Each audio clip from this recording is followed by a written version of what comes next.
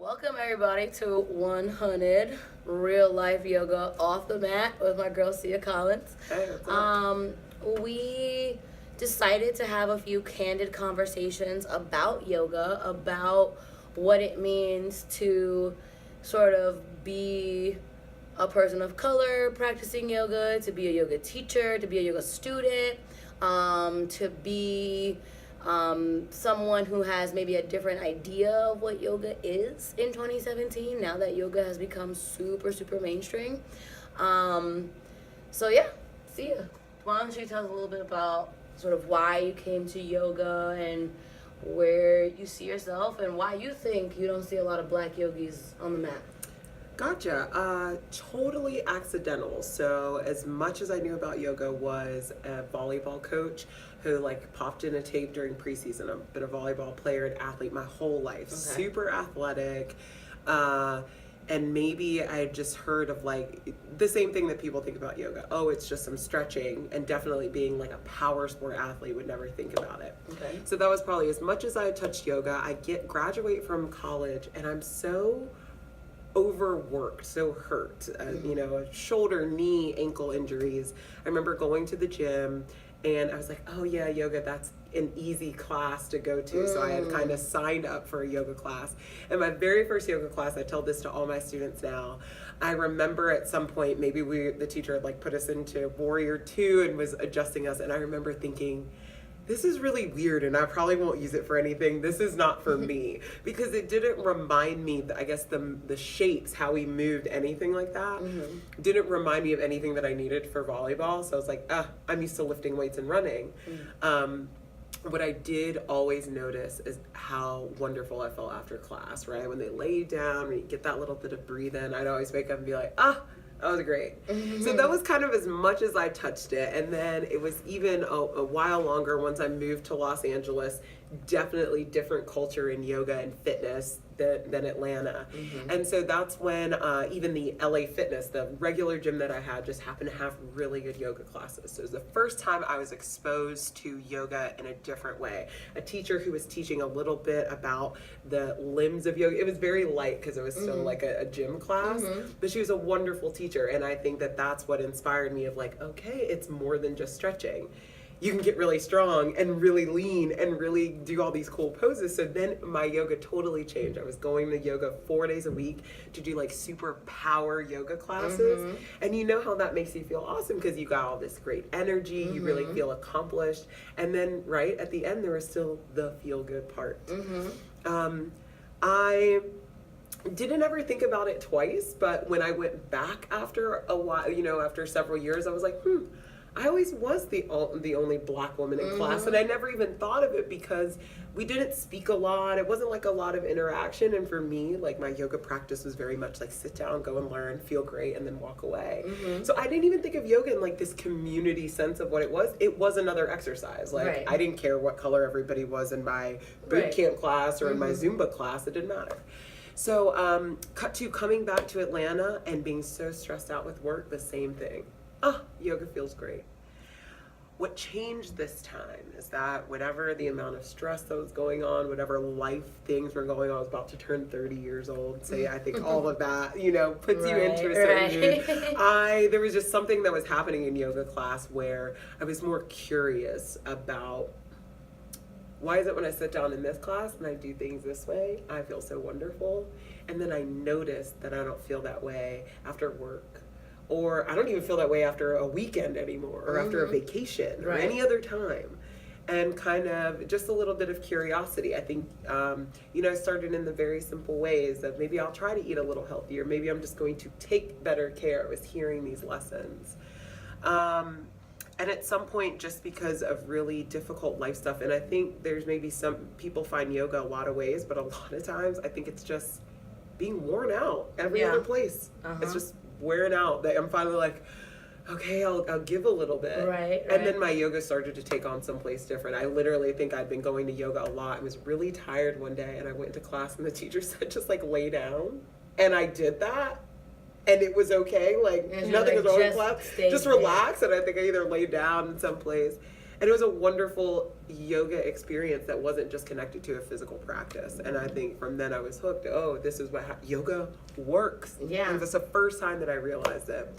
So of course I turned into an evangelist and telling all of my family, you gotta sit down, you gotta go do yoga. And you know, my family definitely not an athletic background, so the thing came up again. I can't tell you how many times I casually heard like, Black people don't do yoga. Right. Just like very casually. And I was like, well, but I do, and it's awesome, and you should come and sit down. It like actually doesn't matter. And I'm Black, and I am of you. And I do it, and I know what it feels like. And I can teach you. So that's kind of been, even now that I've been practicing yoga for a total of 10 years, I've been teaching for just about a year and a half, but really I'd say my yoga journey to like teacher training, let's say like the last 2.5 years, that I really felt this shift as far as physical practice, meditation, breathing, mindfulness and lifestyle, the things that happen to you off of the mat when you start and sustain a yoga practice. Yoga in real life. Yoga in real life. OneHunnid, you know? 100. Like there's a big difference, and I say this in class all the time. I used to just be concerned with like how great my plank looked. But or if like how like separated my shoulders, like how my yogi ears and my down dog, like if my down dog got a compliment, like I remember warrior two when popping. I first got, seriously, like when I first like became hooked, and someone complimented like my down dog, and I was like, oh, like I remember literally being like, oh my god, someone said my down dog was really pretty, and I didn't. At the time, I didn't really conceptualize what that meant, because in my background, also sports. I went to boarding school. I played squash. I, did crew and track and that kind of thing. And I looked at yoga as a white people thing. I went to a pretty much all white boarding school. What we used to refer to as like white shoe, which means like it used to be only white men up until the late 60s when they let in the first Black men, and then they didn't let in women until the 70s.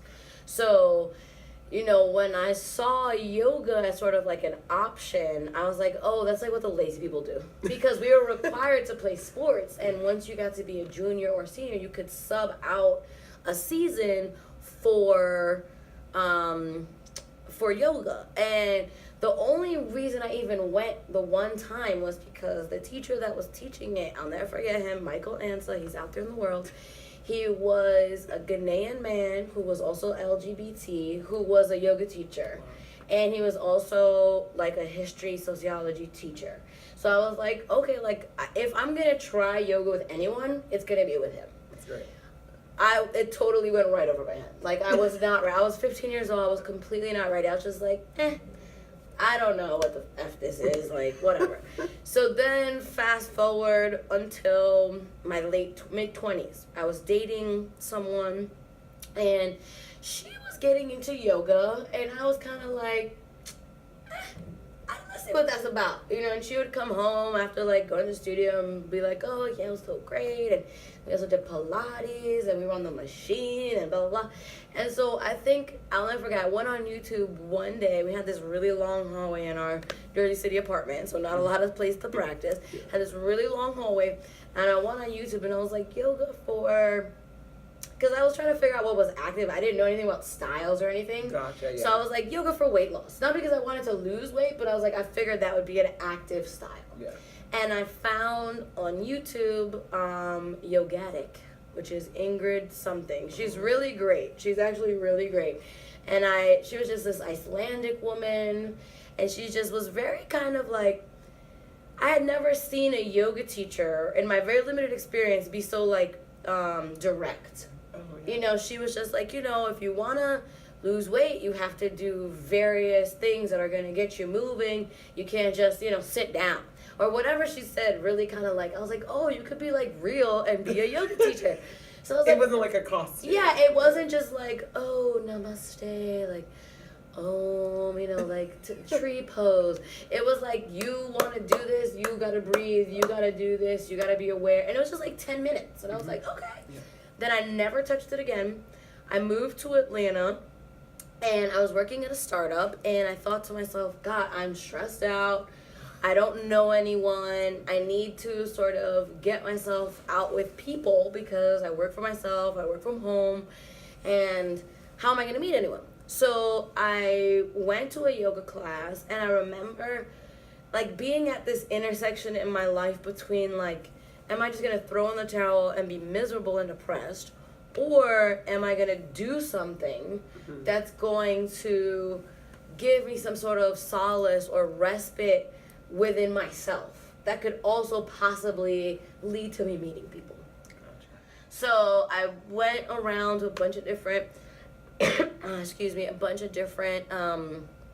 studios in Atlanta, and I finally found a studio kind of like Goldilocks, like this one's too cold, this one's too hot, this was just right. And I found the studio, and I just like fell in love. And I remember that the first class that I went to at that studio was just like a $5 class. That's a good way to sort of check a studio out, see how good their $5 classes are. $5 class, and it was with a teacher named Lucy Curtis, and she was teaching yoga, but she was linking it to mythology. And throughout the class, she was telling you the story of Ganesh through the mythology. Oh, no, not Ganesh, Garuda. So eagle. The eagle god. And telling you the story through the mythology while you're doing the poses. And I just was like, I'm hooked. That's it. Like, That's you wonderful. can do this. You can be direct. Like, what was I thinking? I had no idea what real yoga was when I was 15. What an idiot I am, And then I became a yoga teacher. I decided the weekend after they had started their training. So I said to myself, well, if I can mimic their training and still not be sick of yoga by the end of it, then I will do the training. So I mimicked it. I wasn't sick of yoga by the end of it. I did the training. I was actually hired to teach before I even finished my finished teaching, my training. And I've just been teaching ever since. And it's really interesting because I'm not going to say I'm hyper aware of race, but I always notice sort of what my environment is. Now, I'm very comfortable with anyone. Like I said, I went to a boarding school where I was one of like very few people of color. There were 325 in the school, and I think there were maybe 20 of us. Wow. So, very comfortable in the environment, didn't feel out of place, but would notice and was thinking to myself, just because of how great an experience I had, like, oh my God, people of color need this. Wow. Because we are just typically lacking resources where we can self-soothe in a non-competitive way that allows us to turn that inward and really just be with yourself. We could do a whole nother kind of conversation about the stigma of therapy and people of color. But for sure. Yoga, I thought, was like a way where you could kind of do therapy without being at therapy. It's like wrapped up a little. Yeah, it's like your own therapy for yourself, and that you're really taking time to figure out what's going on with you, to get into yourself and to dig deep. And you're going to find things that you don't like about yourself in yoga. You're going to have emotional moments. Like and I know you could probably relate to this. There's definitely been, in the beginning for sure, multiple times where they asked me to just do a pose, and suddenly, like, just holding my leg up, I wanted to cry. Yeah, oh man. And I was like, sure. what the heck is What going is on? going on, Colin? And then, and then I realized it's like, oh, okay, like, I'm moving my body and I'm, like, shaking things loose, and I stored things in different places. Whoa, And so, like I said, I would always notice, like, where are the people of color at? Where are the people of color at? And I started to do a little research, and you actually informed me about something I didn't even know about today, which was the Black Yoga Teachers Alliance and their conference. Yeah. I had known about, like, there's like a website or something for Black yogis, and I knew about that. But, I'm always wondering, okay, well, we're out here. There's definitely women of color and men of color teaching yoga from all different races and ethnicities. And I think it's time for us to use our voices and our platform to really let other people of color know, hey, this is something that you should try. it's a safe space. You know, we're out here. You know, Siha and I were here in Atlanta. I know I have some friends in New York, Kai Muhammad and some others. And then out in California, in the Oakland area, you got Shirley Johnson with the Kundalini. I'm connected to yoga teachers in Ohio, So? Black yoga teachers in Charlotte, in Florida. So that's my question. This is $1 million question for you, and I'll ask you to like guide this conversation. Why do you think Black people don't do yoga?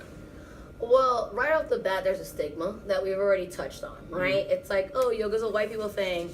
It's a high cost of entry. Most yoga studios for a drop-in is like $15 to $20. So right off the bat, when you have Planet Fitness for $10 a month, and you know, people of color, we're logical people. You know, we're like a strategic people, and sometimes we can yoga class. and sometimes we could be a frugal people, Yeah, right? yeah. And I think what's missing is just the explanation of why you would invest that Gotcha. money, right? Mhm. Because if you don't know what you're gonna get out of it, then you could be like, well, I could spend $15 on 3 drinks, or I could go to the movies with my boo, True. and that would be that, right? But if you knew that for just $15, or there's a lot of studios now that do $10 classes, and a lot of studios also have $5 classes on the weekend. Indigo Yoga, ATL, $10 classes. Right, Shout and out. Tough Love Love Yoga love has them. $10 Over in yoga. DeKalb. In New York, I don't know if Yoga for the People is still open, but they have like $5 and $7 classes. Like most studios have either a donation based class where you could just give what you feel. That's how I tried out all those different yoga So classes. money, financial, not even in the So- sense that I can't afford it. No, but just like, what's the value? this Like, one is what am I value. What going is to the get out of value? it, right? And I think if people knew that you could get A, peace of mind, B, like respite from the craziness of the world, and C, you're going to get community, because the first friends I made in Atlanta were in yoga classes, just giggling across the room when we were doing horse lips breath. So horse lips, for all of you who don't know, is so when you do that, you're kind of a grown-up. They're just like, oh God, this is so funny. Weird You're social weird. anxiety. Like, oh, yeah. And so like you make guys with people, and you start to develop what they call satsang, which is uplifting community, and that's part of yoga. You know, the other thing is that the yoga class, what you're paying for isn't just what you learn on the mat. You're paying for that experience to carry you away off the mat. Because once you start going to the studio, the reason you go, and I've written about this until the cows come home in my column for Aquarius, is so that you know what to do, so that when you do it at home, you don't hurt yourself. It is the practice. So it is the practice. it's not like, oh, now you have to come to the studio every day if you want to do yoga. No, it's okay, you come to the studio so that you have someone to guide you to say, okay, this or that you want to change so you don't get injured. And then if you want to go home and you want to throw on Yogatic or Yoga with Adrian or any of those really reputable and really well done yoga channels for free, you can do that.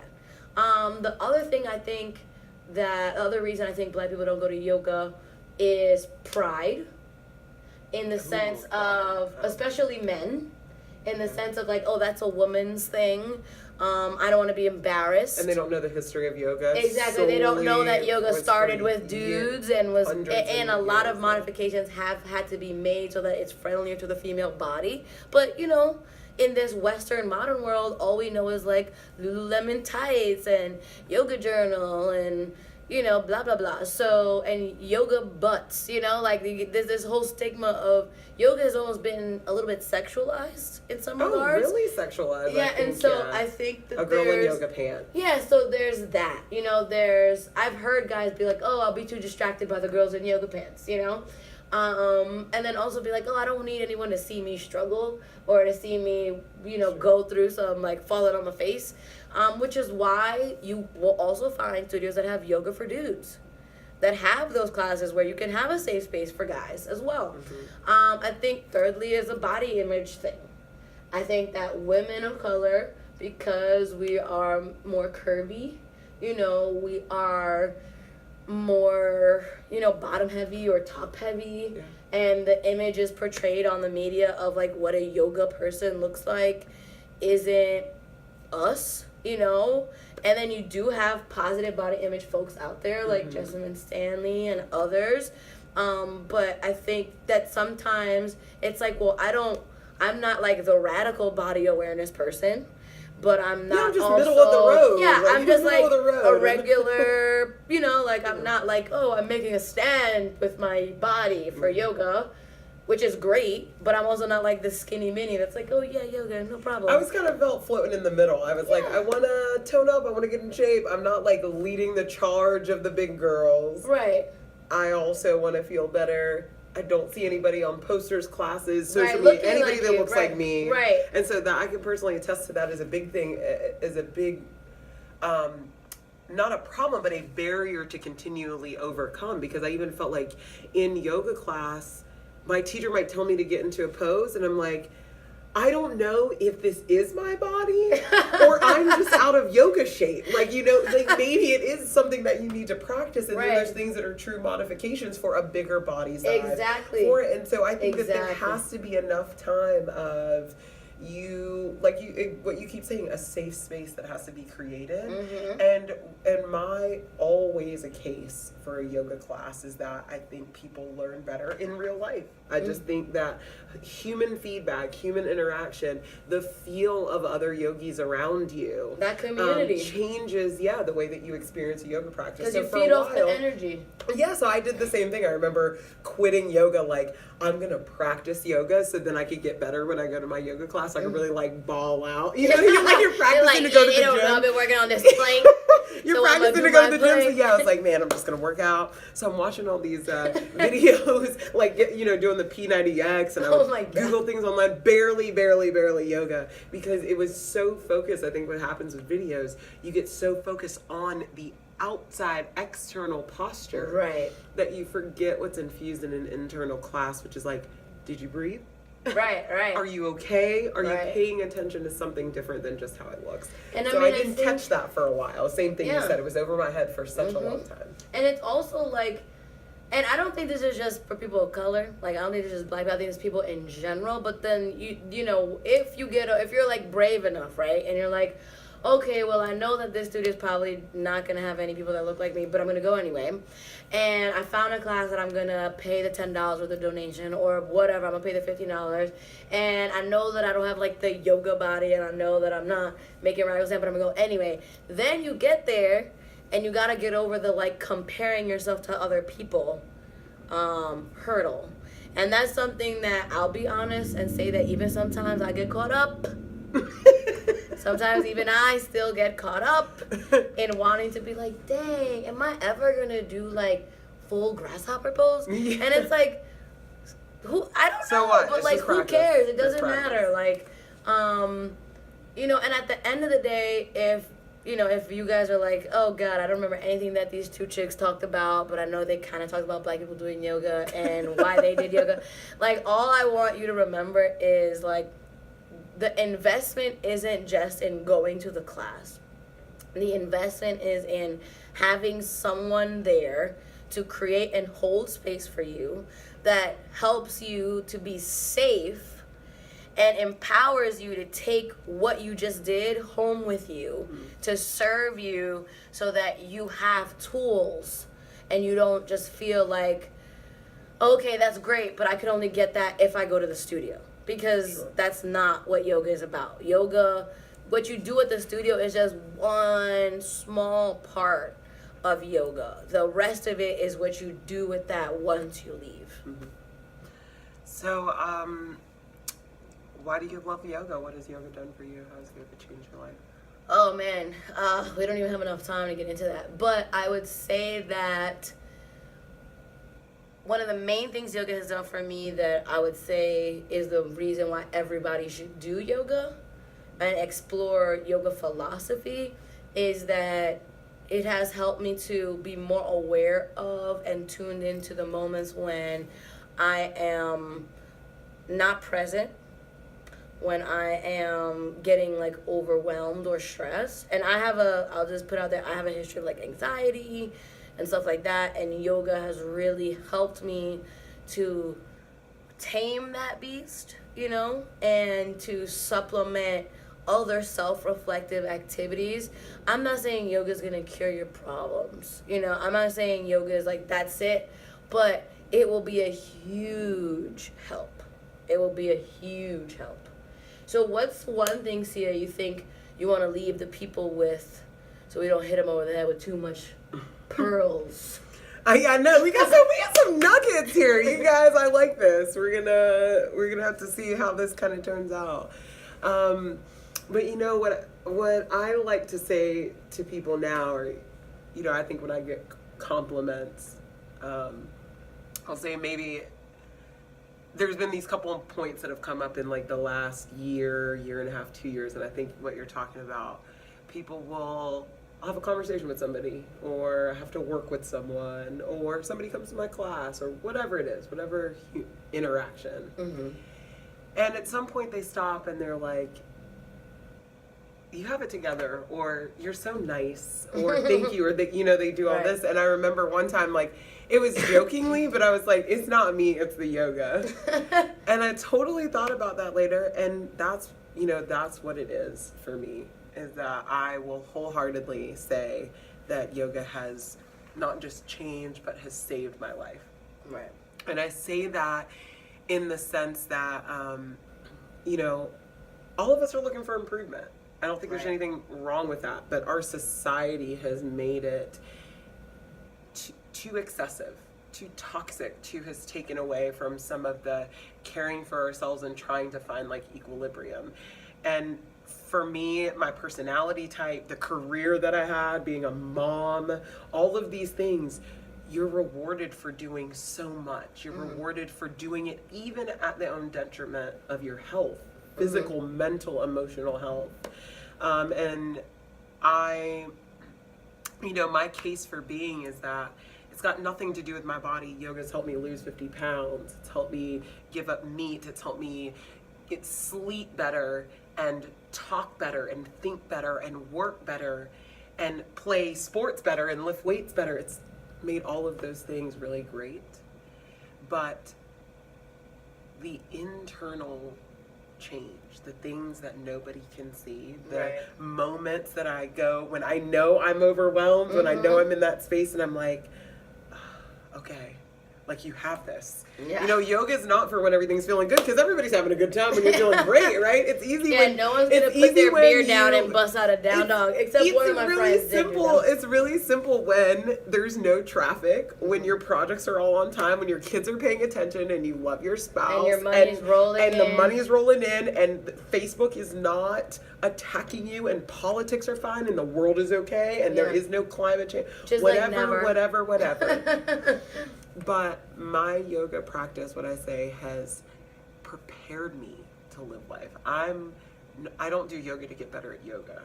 I do yoga to be better at life. Right. And yoga isn't just the physical thing. And that's what I'm saying. Totally. It's a bunch of other things. So we'll get into in future candid conversations. Yeah, it has to start the right way. But I just tell people the case for doing yoga is like, I don't need you to believe me. I just need you to do it.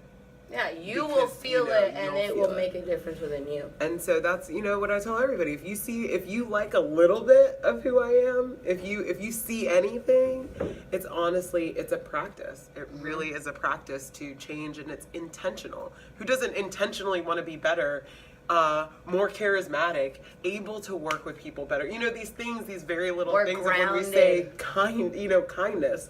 Kindness has made me a better saleswoman. Right. Groundedness has made me a better presenter. Right. Like, these are real case things that, you know, even, and I struggle with this too. I'm a businesswoman. I'm a consultant. I work in advertising, clients, like all of these things that even when I stepped away from all of that, I was like, you know, I think we get caught in the fluffiness of yoga sometimes. And what you said, that it's not direct. But an honest, OneHunnid yoga practice on and off the mat has made me a better citizen, a better business owner, so many things that I cannot say. And it would be that way even if I had not chose to enter the yoga, fitness, health field. Right. So I try to share that with people. Is like, if anybody was giving you a self-help tool, you'd taken a time management class. You would take a decluttering class for your life.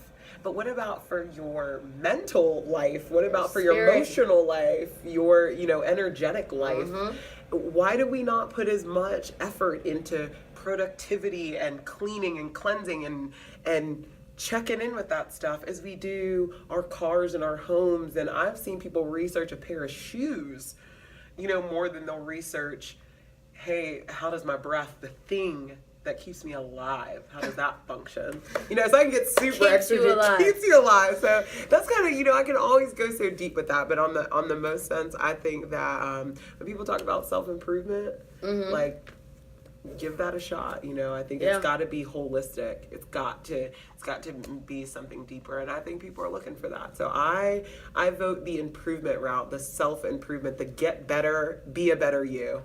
If it's for, it doesn't have to, you don't have to wait till New Year's, you don't have to wait till your birthday, you don't have to wait till a breakup.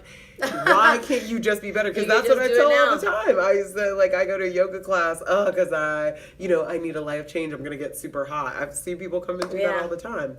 So every moment is a chance for self-improvement. Do yoga. So do yoga every damn day. No, but frequently, and enjoy it. And remember, yoga doesn't have to be an hour. It doesn't have to be in the studio. It could be 5 minutes. It could be 3 minutes. Just movement with breath and being present. So that's been OneHunnid. OneHunnid, we love this. Oh, this is awesome. See ya.